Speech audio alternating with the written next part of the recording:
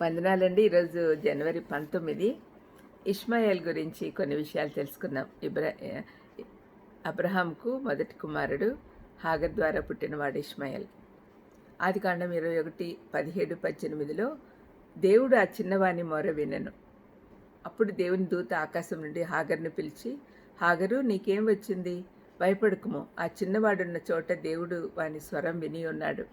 నీవు లేచి ఆ చిన్నవాడిని లేవనెత్తి నీ చేత పట్టుకొనుము, వారిని గొప్ప జనముగా చేసేదనని ఆమెతో చెప్పాను. అబ్రహాం మొదటి కుమారుడైన ఇష్మాయేల్ చిన్నతనమంతా తన తల్లి అయిన ఐగుప్తు బానిస హాగర్కు, అబ్రహాం భార్య అయిన శారాకు నడుమ గొడవలకు కారణమయ్యాడు. ఆ బిడ్డ వల్లనే వీళ్ళిద్దరికీ గొడవలు. శారాయే అబ్రహాంతో హాగర్తో పిల్లలు కనమని పంపింది, కానీ తన సొంత కుమారుడు ఇస్సాకు పుట్టాక తన కుమారునితో సమానంగా ఇష్మాయేల్ ఉండుట సహించలేకపోయింది. అంతేకాకుండా హాగర్ గర్భవతి అయ్యాక చాలా గర్వించి తన యజమానురాలి పట్ల సరైన వైఖరి లేకపోయినందువల్ల శారా ఆమెను చాలా కష్టాలు పాలు చేసి తమ యొద్ద నుండి పారిపోయేట్లు చేసింది. కానీ దేవుడు ప్రత్యక్షమై హాగర్ను తిరిగి శారా యొద్దకు వెళ్ళిపోయి శారాకు విధేయురాలై ఉండమని చెప్పినప్పుడు హాగర్ వెనక్కి వచ్చేసింది.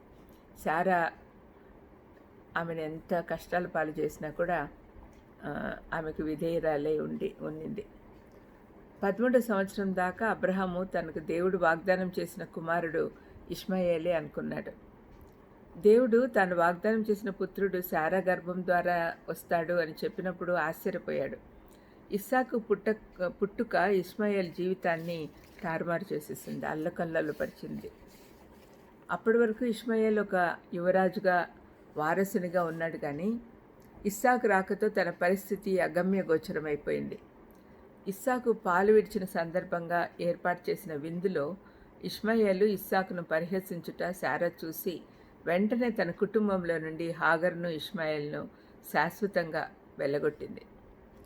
ఇష్మాయేల్ జీవితంలో జరిగిన ఏ విషయంలో తన తప్పులేదు. దేవుడు హాగర్తో మొదటిసారి మాట్లాడినప్పుడు ఆ బాలుడు అడవి గాడిద వంటి వాడు అవుతాడని, అందరూ అతనికి విరోధంగా ఉంటారని చెప్పాడు.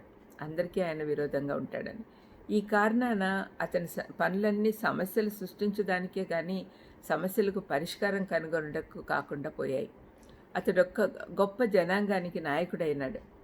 ఈ ఇష్మాయిలీలు దేశదిమ్మర్లుగా సినాయి, పారాను అనే ఇజ్రాయెల్ దేశానికి దక్షిణాన ఉన్న ఎడార్లలో నివసించేవారు.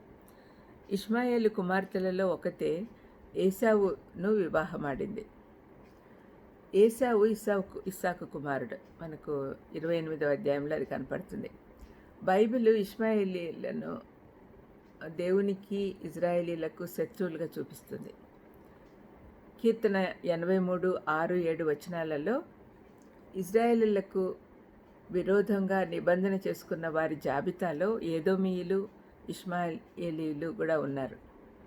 ఇష్మాయేలు చిన్నతనంలో యెహోవా దేవుని యందు భయభక్తుల్లో పెరిగాడు కాబట్టి ఆ దేవుని ఆరాధికునిగా ఉండడానికి నిశ్చయించుకొని ఉండొచ్చు, కానీ తన మనసులో ఉన్న చేదు వల్ల దేవునికి విరోధి అయ్యాడు.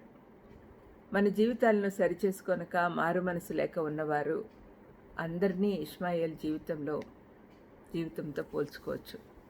మనకు కూడా ఎవరి మీదన్నా కోపం వచ్చినప్పుడు క్షమించి మారు మనసు పొందలేకపోతున్నాం. ఇష్మాయేల్ తన జీవితం అంతా నాశనం చేసుకున్నాడు. ఆ విధంగా ఉండకూడదని మనం ప్రభువుని ప్రార్థిస్తాం. తండ్రి యేసయ్యా, ఈరోజు ఇష్మాయేల్ గురించి తెలుసుకున్నాం తండ్రి. తన తప్పేం లేకపోయినా కూడా తండ్రి తను చెడ్డగా మారడానికి పరిస్థితులు ఆ విధంగా వచ్చినాయి. అయితే మంచిగా మారడానికి కూడా తనకు అవకాశం ఉండింది, తను మారలేదు. అటువంటి అవకాశాలు మాకు వచ్చినప్పుడు పోగొట్టుకోకుండా మంచిగా మారడానికి సహాయం చేయమని యేసుక్రీస్తు నామములో వేడుకొంచున్నాను తండ్రి. ఆమేన్. God bless you.